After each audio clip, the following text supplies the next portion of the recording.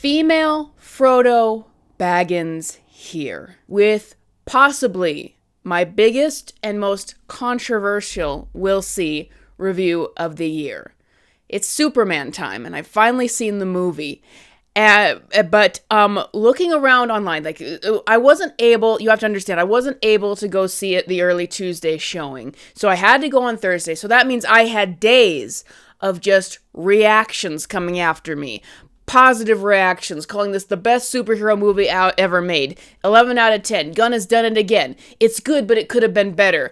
Or, as a lot of people were also saying, a disappointing film as well, despite what the Rotten Tomatoes score might say, which maybe we'll talk about later. So, going into this film, I didn't know what to expect because there was so much positivity, and I would say that the overwhelming positivity drowned out the negative aspects, and the negative people were not lambasting this film as strongly by comparison. So by the time I was actually going to sit down and watch the film, I didn't know what to expect. And so I just was like, what's going to be my reaction to this film? Was it different than the marketing? Well, it's an entirely different movie than the marketing suggested. But, guys, no one who is negative on this film is being negative enough.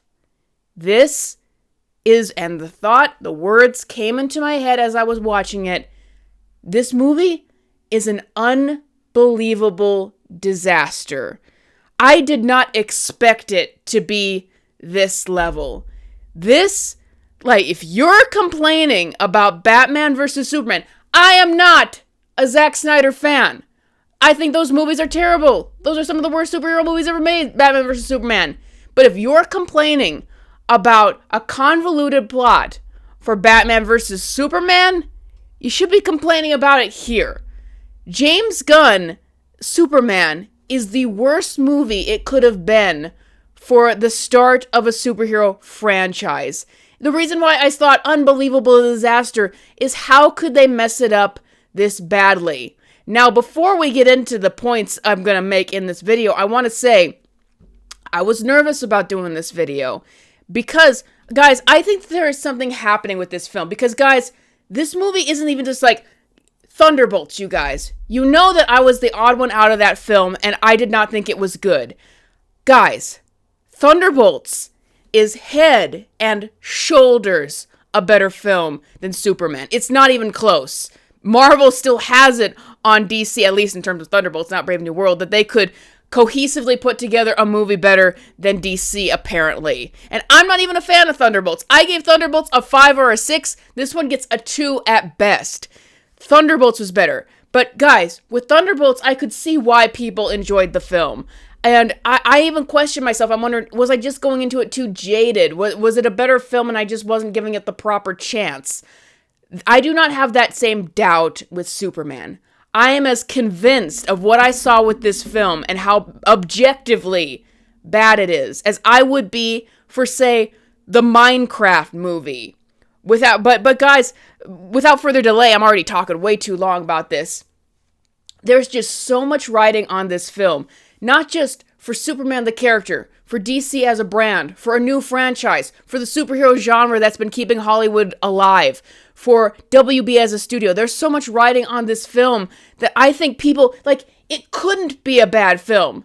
It could not. And I'm not talking about how it is quality-wise. I mean that no one could see it as a bad film because it couldn't be because of how much is at stake. And then there's also the Superman fans who will lambast anyone for even being slightly negative on this film because they can't see anything other than glory with this film because that's what they want to see and that's what they need to see from it. It's the same thing that happened with Batman vs. Superman with those fans.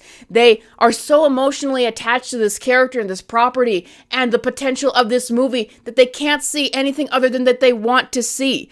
And that's the big problem is I've seen even people who are giving disappointing reviews to this movie have to cushion their disappointment. They have to really lead into it with a lot of positives that they saw. They have to, come out negatively against the movie, but then really, really cushion it. Well, there are all these positive things. The people who have been negative on this film have not been negative enough. And I think it's because of the overwhelming hype from Superman fans who want to believe that they just saw the best thing in the world and they go after anyone who is negative on this film.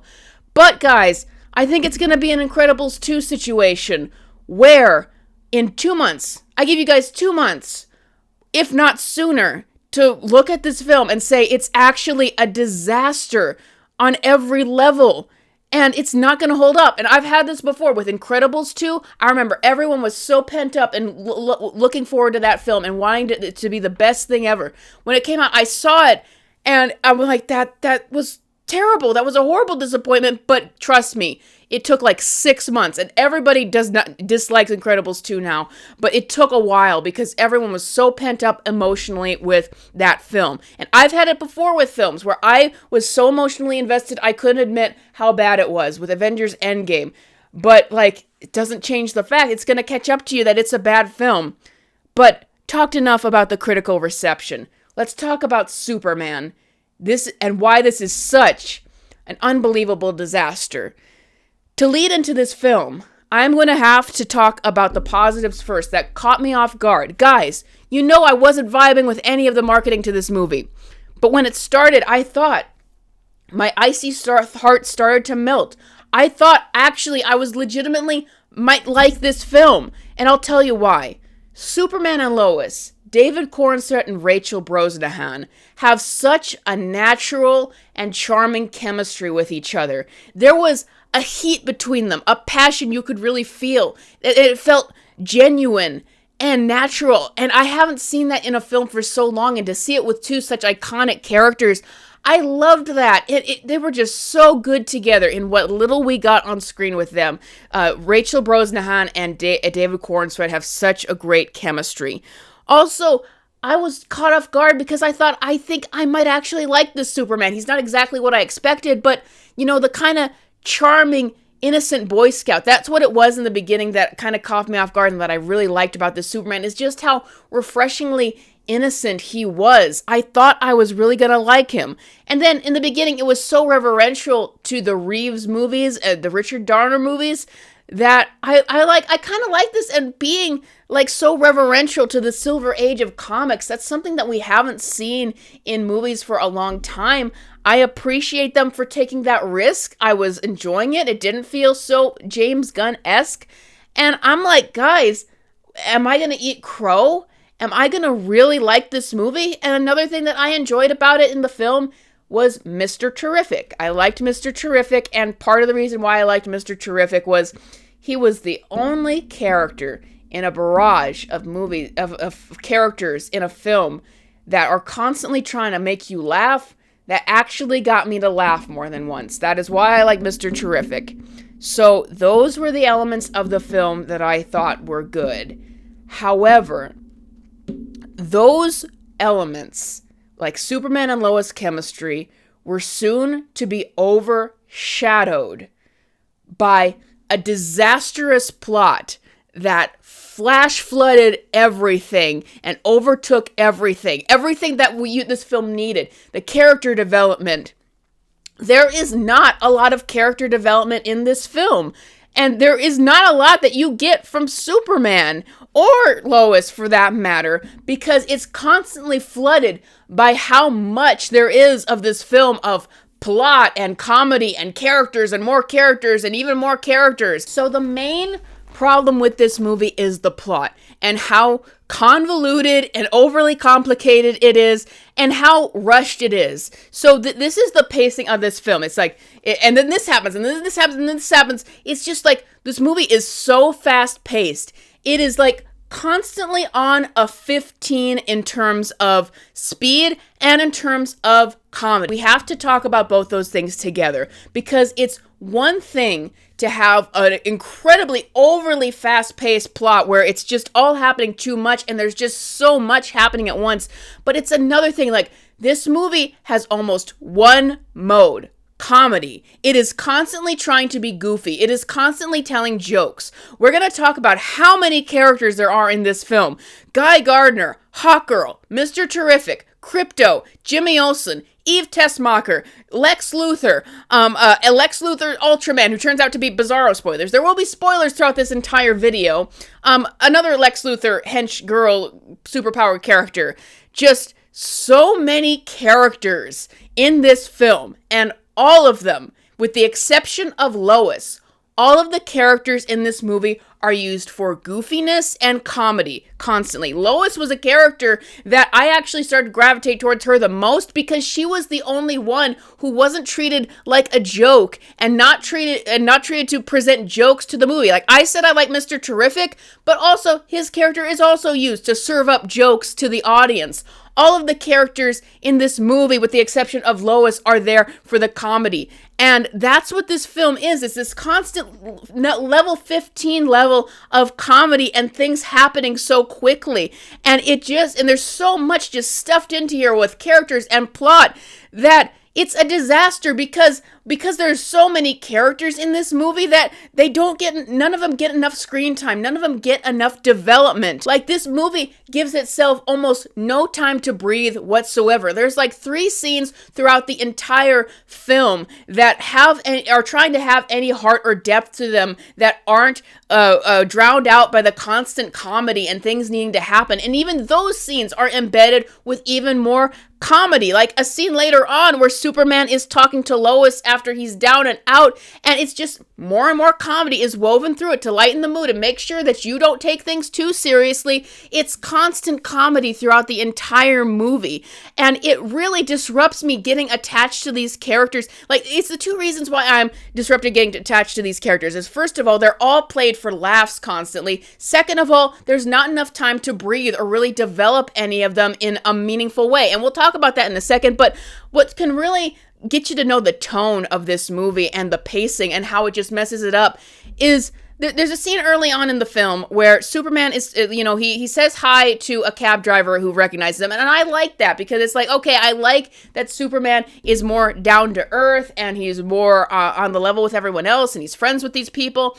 And later on, Lex brings that person to the lair where he's kidnapped Superman and shoots that guy, and it's so upsetting to Superman, but it happens so fast. I'm like, wait, what? What's happening? And it's supposed to be an upsetting moment, and I'm like, okay, this is upsetting. But then immediately, as quickly as that scene cropped up, it starts turning it into a joke, where Lex Luthor makes a joke, and I'll do this to that reporter you always do interviews with, Clark Kent, and it's supposed to be a joke, and it's like, you just introduced this moment that was supposed to be tragic. I barely had time to react to it. And all of a sudden, it's another joke. And then it's another joke with Metamorpho, who is in the cage with Superman, is crying over it in a really comedic way. And that expresses, like, the tone of this movie. It won't let you breathe. It won't let you take something in. It won't let an emotional moment sit. It just has to constantly go to the next joke and the next thing happening and the next goofy character. Like, Metamorpho is another character in this movie that probably didn't need to be there.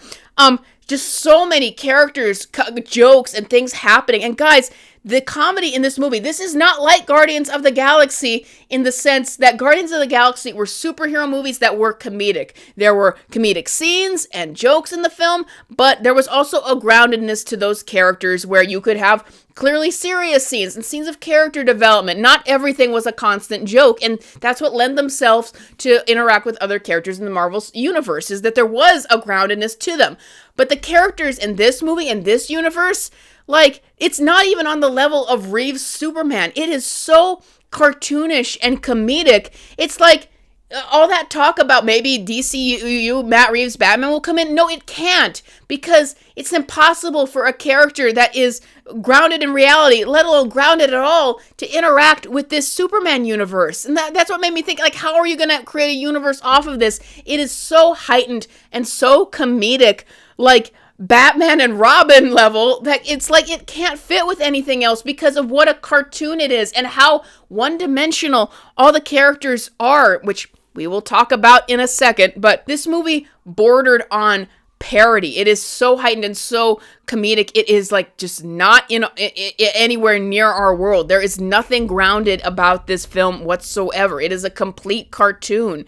Okay, but to compare it with Guardians of the Galaxy, again, there are a lot of Guardians of the Galaxy things in it in terms of the tone. Like there's a scene in the middle with Mr. Terrific and he has these balls that fly around and attack people, but he has a shield that protects him, and there's like a swirling scene where he's attacking all the characters. I'm like, guys, this is literally Yondu and his arrow, and it's an exact copy of that scene from Guardians of the Galaxy Volume 2 where he's killing all those people. The end of the film is like a swirling shot of Superman satisfied, and it's this song, punk rock music playing, just like how a Guardians of the Galaxy or Suicide Squad or Peacemaker thing might. And, by the way, this is the worst superhero project I've ever seen Gunn produce. All of the Guardians of the films look like Oscar award-winning films compared to this. This is definitely his worst plot.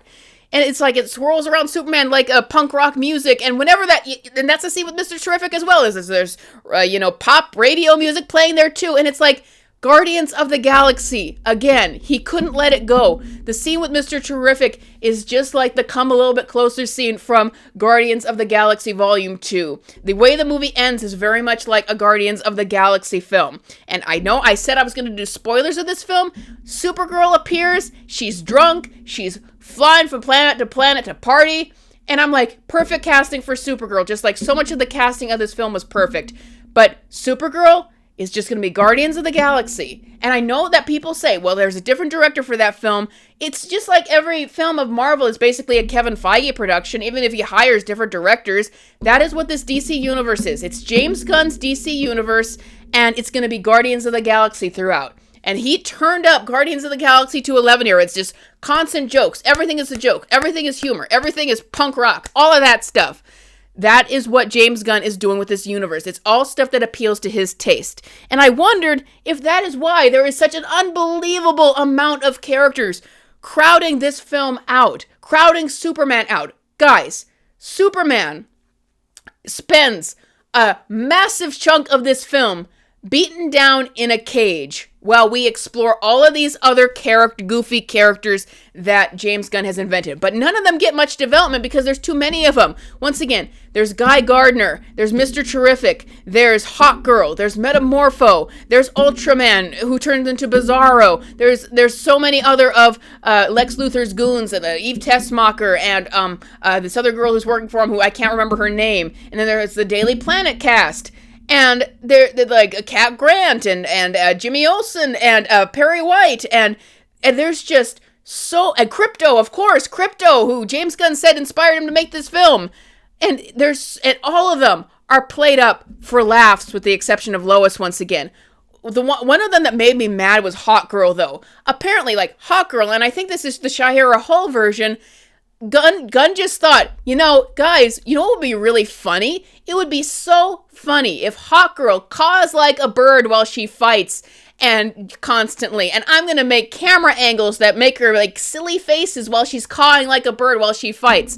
And that is Hawkgirl. And I'm like, thank you, James Gunn, I guess. That is exactly what I wanted to see with Hawkgirl. But it's like every character in this film is a joke. So you've got this plot, which I'm doing my best to try to describe it, but guys, it felt like third act things were happening in the first act. Like, we just get introduced to Superman and his robots and the Fortress of Solitude, and we have a text scroll that is introducing us to so much in this universe that is already happening and already in motion.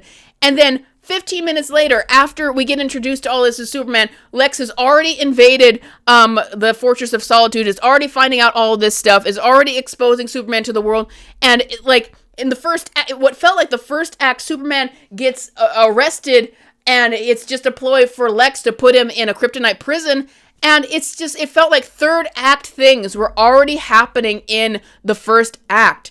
And Superman is so subdued in this film. He's constantly beat down or in jail. And even when he gets out of jail, he needs other characters to save him and do the work that he is also doing. And I'll get to that in a second. But, okay, guys, Superman feels... this is something, because we just constantly had more things to talk about as we exited the film. But Superman feels insignificant in this movie. And part of that is that they make it, in trying, and they're really trying hard to make him seem human, make him seem just like you and me, and make it so he's not a god, like the Zack Snyder version, that they wind up going too far. Because what happens in the film is there's always somebody else to save Superman. In the beginning of the film, he's beaten down and subdued. And then there's a scene where a kaiju comes up, and ultimately the Justice Gang is the one who comes and helps defeat that monster. And then Superman gets beat down by these this exposure, because it's all just so fast. This message, and they character assassinate Jor-El and have it said that Jor-El wanted Superman to come to Earth so that he could rule and so that he could take wives in a harem to produce Kryptonian lineage and stuff like that. Which James Gunn apparently thought that joke was so funny he told it 3 times within 3 minutes. But so that gets exposed, and all these people who supported Superman and were friends with Superman instantly turn against him, and that's how the pacing of this movie works.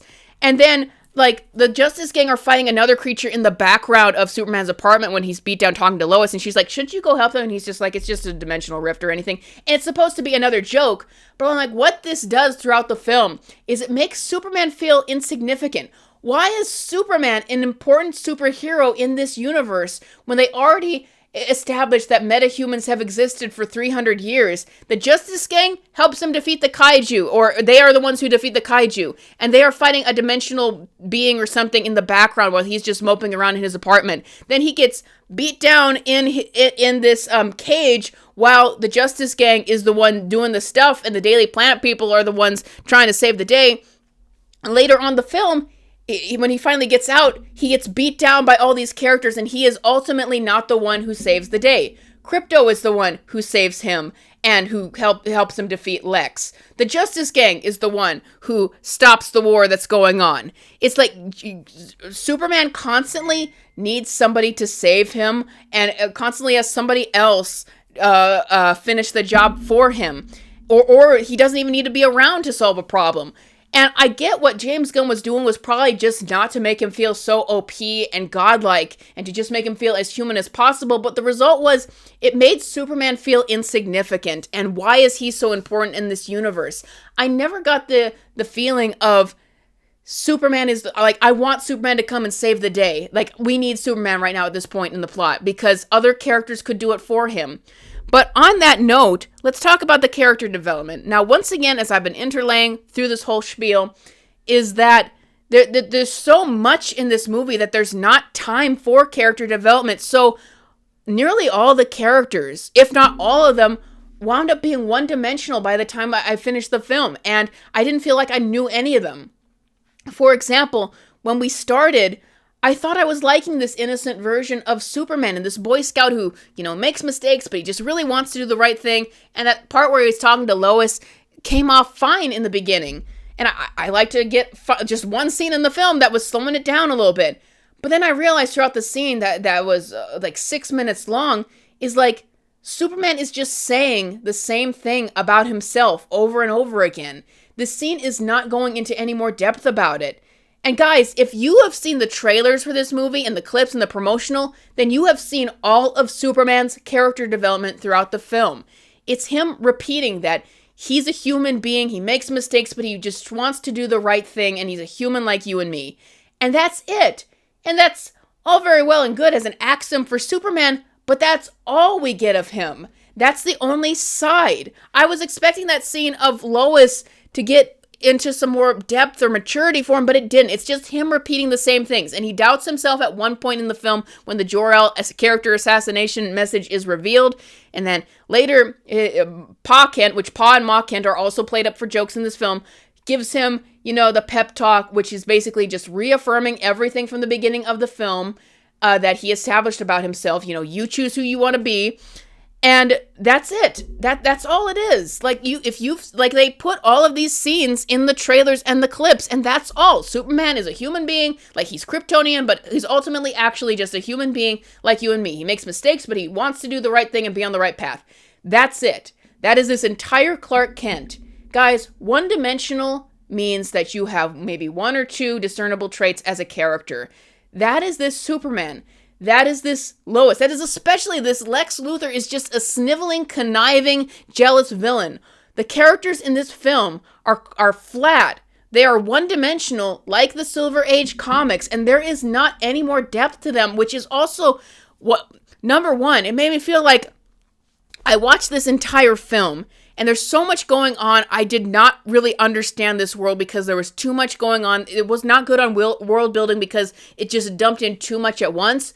But by the same token, I didn't walk away feeling like I really knew these characters because they're so one-dimensional. One thing that Iron Man did when it first came out is it was very good at establishing a three-dimensional Tony Stark. And that's what got people invested and wanted to see other movies. This movie, I feel like I know not much more about the characters that I wouldn't have known just seeing the promotional material. And that's the real tragedy, because I think that David Corenswet was perfectly cast as this Superman, and Rachel Brosnahan as well. She got crowded out. There was a certain point where Lois got crowded out of the plot as well because there was just too much going on and too many characters. And Superman is shafted early on in the film and comes back, and I wound up, he comes back near the end, and I wound up just feeling like I don't know much about this character other than this one dimension. He's dopey, he's goofy. That makes more sense in context because everything in this movie is dopey and goofy. So it's like, how could he play a more mature, depthful Superman in this movie's tone? But I just walked away feeling like I don't know much about this guy. It's like James Gunn was so hyper-focused on that one element of him being a human, feeling like a human, that there was nothing else. He wanted to present that idea that he is human like you and me, and he makes mistakes, but he couldn't go any further than that. And get rid of Superman now so I can explore Krypto and Guy Gardner and all these other silly characters, because that's what I actually enjoy doing.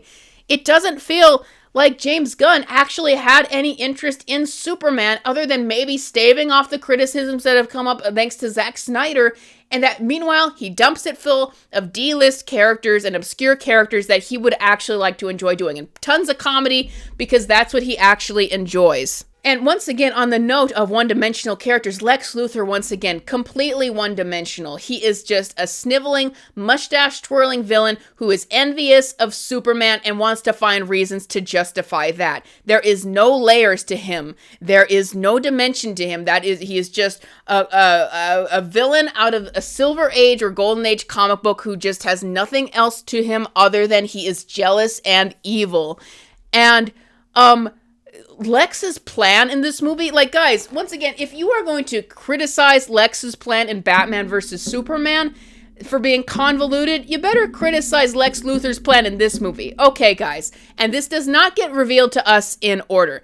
Lex Luthor's plan in this Superman movie is he is going to start a war between two countries behind the scenes. He's gonna start a war because he knows that Superman will try to get involved, and that things will go wrong when Superman tries to get involved. And he knows that if Superman tries to get involved, that'll cause some tension for him from the main public, and that by doing that, he can turn the public against Superman and make an excuse to kill Superman. So that if Superman gets into conflict because of this war overseas, then he will have to turn himself in. And when Superman turns himself in, he will capture him and bring him to his secret lair where he has a bunch of monkeys that type in hate comments on the internet that Superman really hates. He has an entire army of mutant monkeys that types in hate comments for bots on the internet, and there are references to internet battles and bots that hurt people's feelings.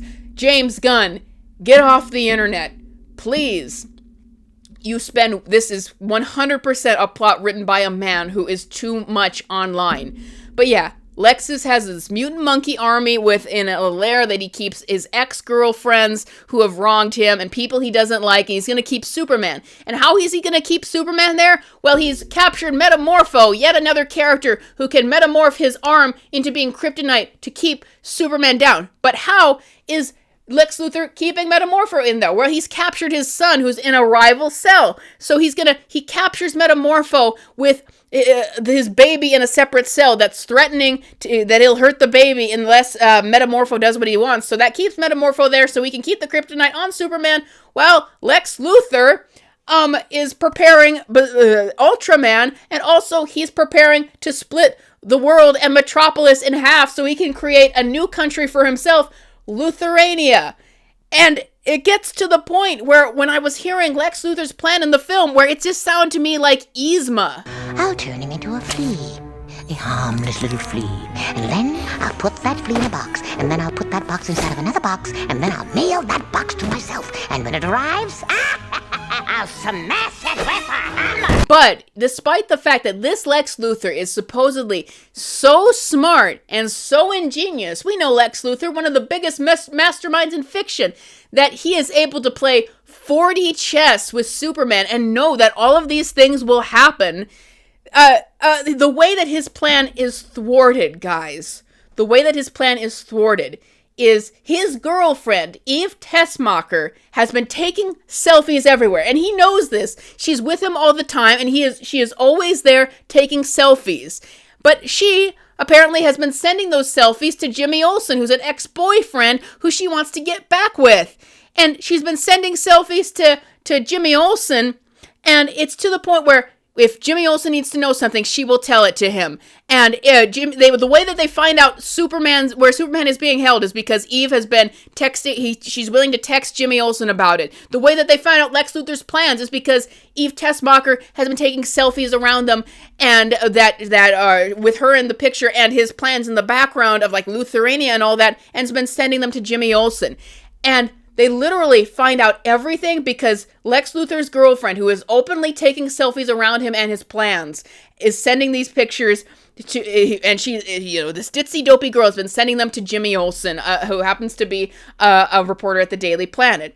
And it's like, so Lex Luthor's this mastermind, but he never once decided to check where his girlfriend was sending those pictures to, and he doesn't find out or nix it until it's way too late in the film. So it's like he was allowing her to take selfies, which she's doing everywhere around his plans. Never checked her phone, never made her delete the stuff, never tried to stop her from taking the photos, never even saw where they were going. Forget sending them to a literally Daily Planet ex-boyfriend who I bet Lex Luthor would have known about under normal circumstances. She could have been posting them on the internet for all he knew. That is how Lex Luthor's plan is thwarted in this movie, is because he didn't bother to check where his girlfriend was sending all those selfies. Are you kidding me? This movie is more than just a comedic Superman film. It's like it borders on parody so much. And it's so much of a parody that I just felt like it drowned out what I really needed, which was actual character development and actual depth to get me to care about them. And it just failed on that. It failed to establish this universe. It failed to establish these characters. There was just too much in terms of plot and goofiness going on, and the characters constantly coming in and introducing them, and exposition. Like, so much wrong with this film and the writing. Like, characters will just exposition stuff like Lex Luthor will be like, I don't like metahumans, but I don't like Superman most of all because he makes me feel small. And then a character next to him will say, well, I sacrificed my humanity in order to take down Superman. And another character will just exposition dump who they are to the audience because there's not enough time. There's stuff happens so fast, like out of the film. My dad was like, so why did they get into Mr. Terrific's spaceship and fly around? And I'm sure that there was maybe something that they did with that, but I'm like, I don't know. They got into the spaceship, which reminded us a lot of Thor Ragnarok, and there was another joke about that spaceship crashing and flying. So much happened. It's like my brain erased exactly what they were meant to do in that spaceship with the Daily Planet, because there's just too much going on, too much goofiness, too much of a barrage. So at the end of the film, I am left with a disaster I feel might even be on a similar level to Batman versus Superman in terms of installing a universe, essentially. I don't understand this world. I don't know who the characters are because it was like vomited at me constantly. Just too many things. They didn't get any time to breathe or really make me feel like I was a part of this universe or I was experimenting it, because it was a constant barrage of things. This movie is like a baby having keys jangled at them, where it's just constant noise. That's what this movie felt to me. It was just constant noise of stuff. That I think that it might distract some people from the fact that the plot is just so convoluted. The characters aren't getting much development whatsoever, but it's noise, right? I'm left not thinking like, what is this universe? Who are these characters? What is this world? And guys, this is no foundation to build a universe. The Batman can't exist in this universe because it could never cross over with something that grounded. If Batman is going to exist, or Swamp Thing, or Wonder Woman, or any other characters, then they would have to be on that level of ridiculousness that Superman and Supergirl are on. So it's like, do you guys really want that? Do you really want all the characters to be like this? The problem with this movie is James Gunn. And even then, I was shocked because I have never seen James Gunn turn in a script this incoherent. But the problem is, just as Marvel has become just the Kevin Feige overlord universe, no matter who they hire as a director, you can always tell it's Kevin Feige production.